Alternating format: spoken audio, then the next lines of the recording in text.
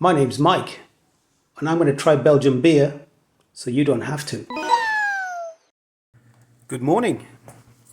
Well, at least it's morning here. And here is a town called Vielsalm, I believe it's pronounced, in southern Belgium, where I'm in the Ardennes region, which is in the south. I was in the north, or we were in the north, I was with my family for about 5 days in Flemish, Dutch-speaking Flanders, and now I've come south to Wallonia, and as you can see, it's a very beautiful region. It's also known where the World War II Battle of the Bulge happened, and I'm into history, so I will be checking out a few places like Bastogne or Bastogne. And I'm also today going to be trying out some beers, so soon I'm going to go to the supermarket to pick some up. There's no real specialist beer shop here. I can tell you already that my love handles are definitely growing, so I think Belgium should maybe be renamed as Love Handle Land. Alright, I found the beer section somehow. I was kind of drawn here, if I'm honest. Alright, one of the guys, a very nice Belgian fellow I've met, he's recommended that I try Quack.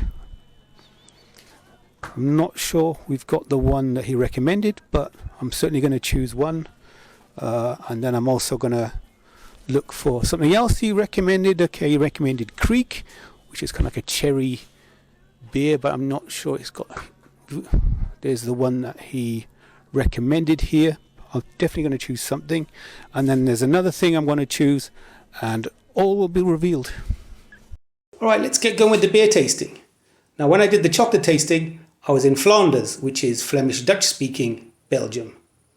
And I used badly pronounced French to describe or talk about the chocolates. Now I'm in Wallonia, which is French-speaking. I'm going to use some Dutch, because this is how I roll. Now, I'm going to put the scale for you to see on the screen, and you will see that at the bottom we have onsmakelijk, which generally translates as not very nice at all, unpalatable. Next we have niet goed, which if you speak English you probably know what that means. Next we have in the middle niet slecht, which means not bad. Then we have verrukkelijk, which pretty much means delightful. And at the very, very top we have godelijke smaak, which means divine or godlike in taste. So, here we go. Bier nummer 1. Okay, let's get started with our first beer, which is called Quack, I believe. I wrongly pronounced it Quack to some Belgians and they went, oh. So, Quack it is. This beer has been recommended to me by a Mr. AdLockhorst after he saw my chocolate video. And he defined it as divine and heavy, and it's the amber one. So let's give it a go.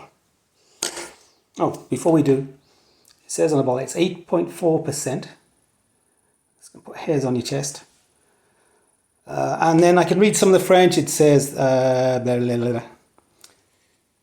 bière de haute fermentation, so high fermentation, une belle explosion en bouche de biscuit.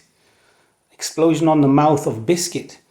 Banane, marmalade de l'orange, notes de caramel. Okay.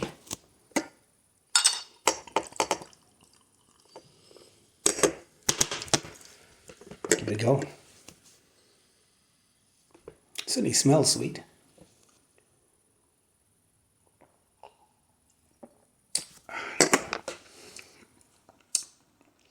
It's kind of like a pudding in many ways.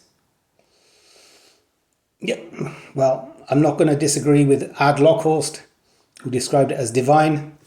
This beer is godelijke smaak. Dit bier is godelijk. Bier nummer 2.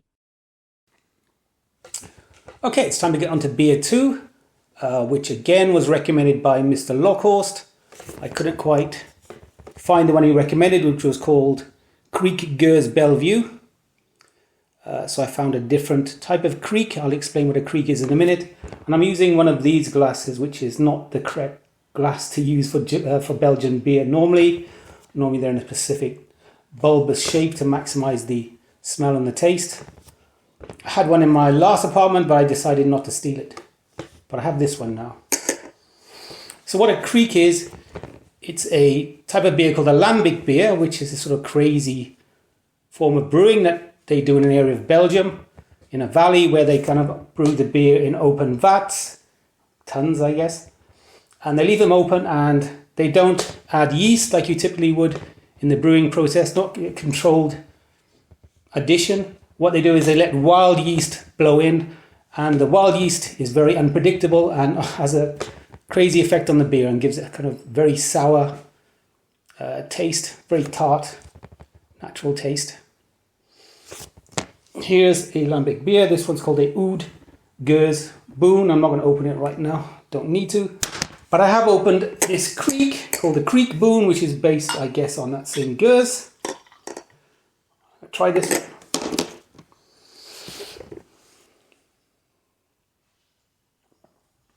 one. So you can taste this sort of underlying sourness, but also the cherries adding an element of sweetness and a bit of complexity to it. So, gördelijke smaak. Of course, any beer brewed using wild yeast is always going to be gördelijke smaak. Cheers. Bier nummer 3. Okay, on to the final beer, which has been chosen by me, and this one is called Westmaal Trappist Triple, I don't know how you say it. Basically, it's a Trappist beer, so it's brewed by monks, Trappist monks to be precise, which is a kind of offshoot of the Cistercian order. How they got into brewing, I don't know, but this particular recipe apparently has been around since 1937, and it's said that they drink it during their working day, so 9.5%. What you try to do, bros, killers? Yeah, these brothers at Westmaal are pretty hardcore. Let's try it. You kind of smell the strength. Makes your eyes water.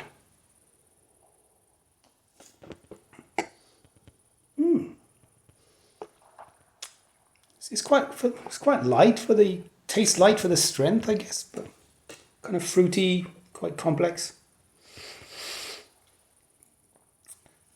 You know what this is going to be, don't you? Gördelijke smaak. Any beer brewed by monks, you know it's going to have divine guidance. It's obvious. Right. I'm going to see you later. And I hope you enjoyed this video, but I can tell you you're not going to enjoy it nearly as much as I'm going to enjoy finishing the rest of this beer. See you later, alligator. Cheers.